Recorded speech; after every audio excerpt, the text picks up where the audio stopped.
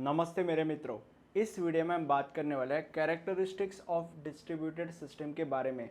अब हमारे पास 7 कैरेक्टरिस्टिक्स है और एक एक करके हम इन कैरेक्टरिस्टिक्स का अभ्यास करेंगे। सबसे पहला कैरेक्टरिस्टिक है रिसोर्स शेयरिंग। इसका मतलब यह है कि एक डिस्ट्रीब्यूटेड सिस्टम में मल्टीपल नोड्स या मल्टीपल कंप्यूटर्स एक रिसोर्स शेयर कर सकते हैं। ओके, अब ये जो रिसोर्स होता है वो हार्डवेयर रिसोर्स भी हो सकता है और सॉफ्टवेयर रिसोर्स भी हो सकता है। अगर सपोज वो हार्डवेयर रिसोर्स है तो उसका इस्तेमाल कॉस्ट कटिंग के लिए किया जाता है, उसका इस्तेमाल कन्वीनियंस के लिए किया जाता है। ओके, हम इसका एग्जांपल भी पढ़ेंगे। और अगर वो एक सॉफ्टवेयर रिसोर्स है तो उसका इस्तेमाल कंसिस्टेंसी के लिए किया जाता है या एक्सचेंज ऑफ इंफॉर्मेशन के लिए किया जा सकता है। ठीक है, अब एक एग्जांपल लेंगे हार्डवेयर रिसोर्स का। हम एग्जांपल लेते हैं। अगर सपोज मान लो आपके कॉलेज में कोई भी सब्जेक्ट का अगर सपोज लैब चल रहा है तो उसमें मान लो 10 कंप्यूटर्स हैं। ओके, और एक प्रिंटर है जो कि हम एज अ रिसोर्स ट्रीट कर रहे हैं। तो आप 10 कंप्यूटर्स में से कोई भी कंप्यूटर के ऊपर बैठ के उस प्रिंटर को ऑर्डर दे सकते हो और उस प्रिंटर से जो भी आपको प्रिंट कराना है वो प्रिंट करा सकते हो। ठीक है, तो बेसिकली यहाँ पे क्या हो रहा है, जो एक रिसोर्स है, जो प्रिंटर है, वो मल्टीपल नोड्स या मल्टीपल कंप्यूटर्स शेयर कर सक रहे हैं। ये इसका एग्जांपल है, ये रिसोर्स शेयरिंग का एग्जांपल है। ठीक है, अब अगले कैरेक्टरिस्टिक के ऊपर जंप करते हैं, विच इज हेट्रोजिनिटी। हेट्रोजिनिटी का मतलब ये है कि एक डिस्ट्रीब्यूटेड सिस्टम में जितने भी नोड्स है या जितने भी कंप्यूटर्स है, ऐसा ज़रूरी नहीं है कि हर कंप्यूटर डेल का हो, ऐसा ज़रूरी नहीं कि हर कंप्यूटर एचपी का हो, ऐसा ज़रूरी नहीं है कि हर कंप्यूटर के अंदर एक ही ऑपरेटिंग सिस्टम होना चाहिए।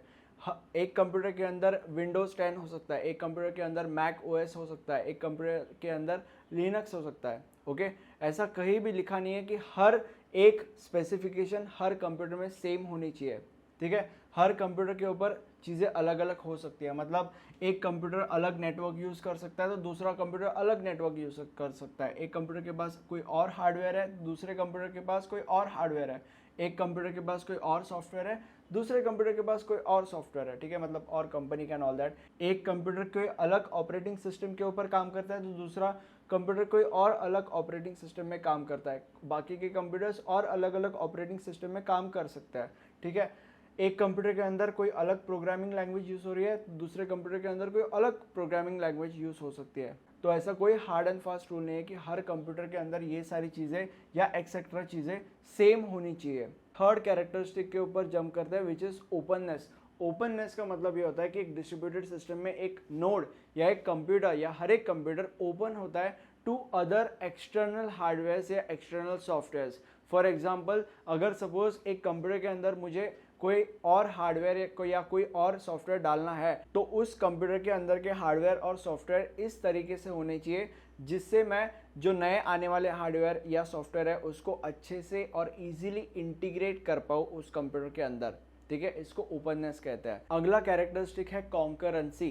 कॉन्करेंसी का मतलब यह है कि अगर सपोज मेरे पास 4 लोग हैं और 4 लोग के पास अलग अलग काम है, मतलब 4 लोग अलग अलग काम करते हैं, और अगर सपोज एक ही कंप्यूटर मेरे पास, तो वो 4 लोग एक ही कंप्यूटर के ऊपर अपने अपने 4 अलग अलग काम करेंगे। राइट, तो बेसिकली उस कंप्यूटर के ऊपर बहुत लोड आ रहा है, इसको सेंट्रलाइज सिस्टम कहते हैं। बट डिस्ट्रीब्यूटेड सिस्टम में अलग अलग कंप्यूटर्स होते हैं, अलग अलग नोड्स होते हैं, अलग अलग लोग होते हैं। तो बेसिकली यहाँ पे मैं क्या कर सकता हूँ, अगर सपोज मेरे पास 4 लोग हैं तो एक बंदे को मैं ये बोल सकता हूँ कि तू किसी और कंप्यूटर के ऊपर काम कर, एक बंदे को ये बोल सकता हूँ तू किसी और कंप्यूटर के ऊपर काम कर, और एक बंदे को, बाकी 2 बंदों को बोल सकता हूँ मैं तुम किसी और कंप्यूटर के ऊपर काम करो।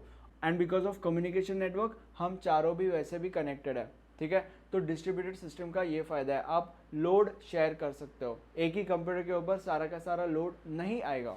और इसमें ये भी पॉइंट है कि जितने भी नोड्स या कंप्यूटर्स है वो इंडिविजुअल नोड्स है, इंडिविजुअल कंप्यूटर्स है। अगला कैरेक्टरिस्टिक है स्केलेबिलिटी। स्केलेबिलिटी का मतलब ये है कि आप ये जो डिस्ट्रीब्यूटेड सिस्टम है इसको और बड़ा कर सकते हो और स्केल अप कर सकते हो। ठीक है, मतलब इससे क्या होगा, इससे ज़्यादा से ज़्यादा कंप्यूटर आ सकते हैं उस डिस्ट्रीब्यूटेड सिस्टम के अंदर, इससे ज़्यादा से ज़्यादा यूजर्स आ सकते हैं उस डिस्ट्रीब्यूटेड सिस्टम के अंदर। ठीक है, तो बेसिकली स्केलेबिलिटी का मतलब आप डिस्ट्रीब्यूटेड सिस्टम को और बड़ा कर सकते हो और स्केल अप कर सकते हो। अगला कैरेक्टरिस्टिक है फॉल्ट टॉलरेंस। इसका मतलब ये है कि अगर एक डिस्ट्रीब्यूटेड सिस्टम में मान लो 5 या 6 कंप्यूटर्स है और अगर सपोज एक कंप्यूटर का हार्डवेयर या सॉफ्टवेयर खराब हो जाता है तो उससे वो डिस्ट्रीब्यूटेड सिस्टम काम करना बंद नहीं कर देगा, ठीक है, फिर भी वो डिस्ट्रीब्यूटेड सिस्टम काम करना चालू ही रहेगा। तो एक कंप्यूटर के हार्डवेयर या सॉफ्टवेयर में खराब होने से वो डिस्ट्रीब्यूटेड सिस्टम फेल नहीं होने वाला। ओके, अगर सपोज एक कंप्यूटर चले जाता है, एक कंप्यूटर के हार्डवेयर या सॉफ्टवेयर में कोई प्रॉब्लम हो जाता है, तो उससे डिस्ट्रीब्यूटेड सिस्टम काम करना बंद नहीं कर देने वाला। अगला कैरेक्टरिस्टिक है ट्रांसपेरेंसी। ट्रांसपेरेंसी का मतलब ये है कि it hides the complexity of distributed system from users and application programs. अब ट्रांसपेरेंसी अलग अलग टाइप की ट्रांसपेरेंसीज हो सकती है। लोकेशन ट्रांसपेरेंसी हो सकती है, रीलोकेशन ट्रांसपेरेंसी हो सकती है, मिटिगेशन ट्रांसपेरेंसी होती है, एक्सेस ट्रांसपेरेंसी होती है। बहुत अलग अलग प्रकार की ट्रांसपेरेंसीज होते हैं। नोट्स में हमने इन सारी चीज़ों के बारे में बहुत अच्छे से लिखा है, ठीक है। एक ट्रांसपेरेंसी के बारे में मैं आपको समझा देता हूँ, लोकेशन ट्रांसपेरेंसी के बारे में समझा देता हूँ। लोकेशन ट्रांसपेरेंसी आपका लोकेशन हाइड कर देती है from user and application program.